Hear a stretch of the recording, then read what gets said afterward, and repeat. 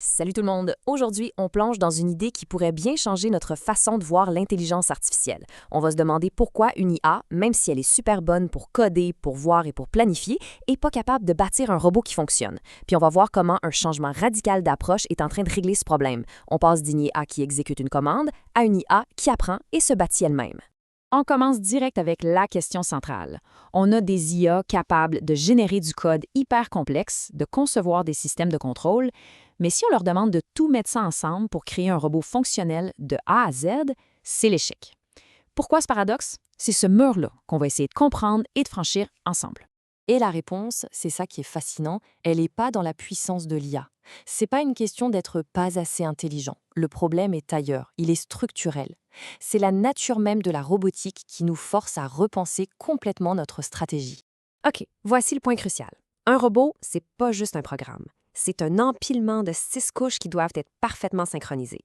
On part de la cinématique, la géométrie pure du mouvement, on ajoute la dynamique avec les forces, ensuite le contrôle pour faire bouger les moteurs, la perception avec les capteurs, la planification des actions et enfin l'intégration avec le matériel physique. Une IA peut générer des bouts pour chaque couche, mais c'est l'alignement parfait de toutes ces couches qui fait la différence entre un tas de métal inerte et un robot qui marche. La première raison de l'échec, elle est fondamentale. Un robot, ça vit dans le monde réel. Le code, même s'il est parfait en théorie, doit dealer avec de la friction, des délais de communication, du bruit dans les capteurs. Toutes des petites imperfections physiques qu'une IA, dans son monde numérique parfait, ne peut tout simplement pas deviner. Et ça, c'est la grosse différence avec un logiciel standard. Dans un robot, une erreur minuscule dans une couche, disons un mauvais calcul dans la dynamique, ça peut faire dérailler complètement le système de contrôle. Et là, la planification devient inutile. Les erreurs ne sont pas isolées, elles créent un véritable effet domino qui paralyse tout. Puis ensuite, il y a le temps. Un système physique, pour être stable, doit respecter une cadence, une horloge précise, un peu comme un musicien qui garde le tempo. Il doit aussi gérer des urgences pour éviter des collisions. Les modèles d'IA actuels génèrent leur code d'un bloc. Ils ne sont pas conçus pour garantir cette stabilité à la milliseconde près. C'est un mur quasi infranchissable pour cette approche-là. Même si on part d'un plan de conception parfait, le robot assemblé dans le monde réel aura toujours des micro-différences. Un léger jeu dans une articulation, un capteur décalé d'1 millimètre. C'est des détails que l'IA ignore, mais qui sont absolument critiques pour un contrôle de précision. Le plan, c'est pas le territoire.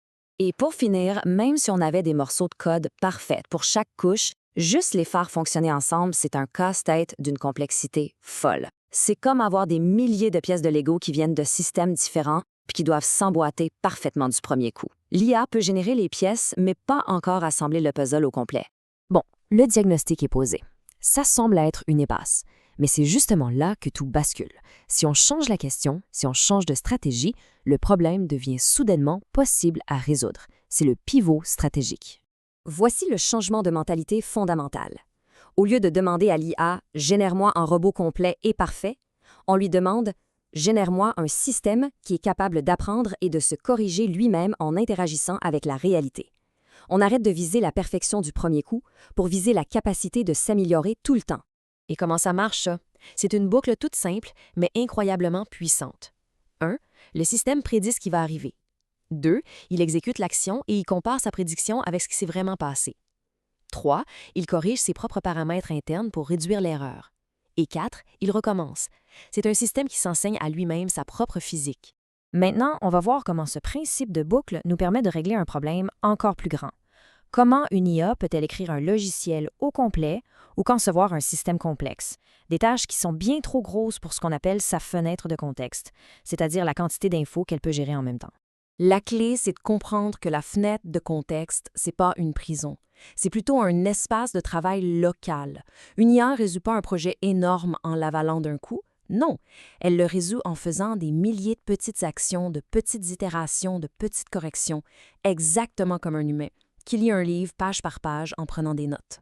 Pour y arriver, le système utilise 4 grandes stratégies. Premièrement, il fragmente. Il découpe le gros problème en petits morceaux plus faciles à gérer. Deuxièmement, il l'externalise. Il utilise une mémoire externe, comme écrire dans des fichiers. Troisièmement, il litère. C'est la fameuse boucle générer, tester, corriger qu'on vient de voir. Et enfin, le point crucial, il interagit. Il observe les effets de ses actions dans le monde réel pour avoir un feedback concret. Tout ça nous amène à une nouvelle vision. On parle plus d'un simple modèle, mais d'une véritable architecture cognitive. Voyons comment ces stratégies s'organisent pour former un système cohérent qui pense.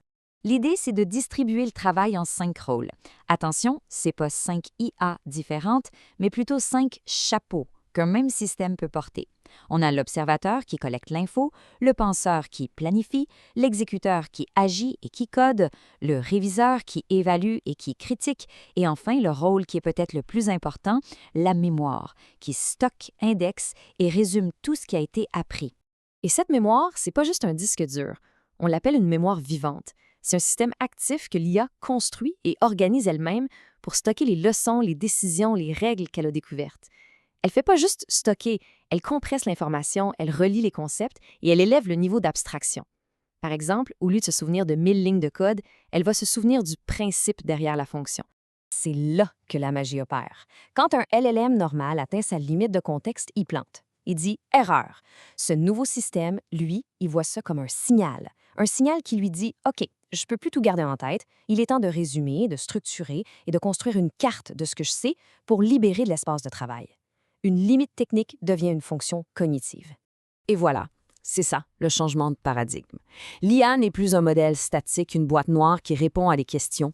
Elle devient un système cognitif ouvert qui interagit avec son environnement et qui bâtit sa propre connaissance de façon durable. Alors, qu'est-ce que ça veut dire tout ça pour le futur? C'est quoi les implications de passer d'un modèle à un système cognitif qui est vivant et qui apprend par lui-même? Ça nous laisse avec cette pensée qui est assez puissante. L'objectif, c'est plus seulement de construire des IA plus performantes. Il s'agit de bâtir des systèmes qui sont capables de surmonter leurs propres limites architecturales. Des systèmes qui ne font pas juste résoudre des problèmes, mais qui se développent, se restructurent et évoluent en le faisant. C'est une toute nouvelle frontière qui est en train de s'ouvrir.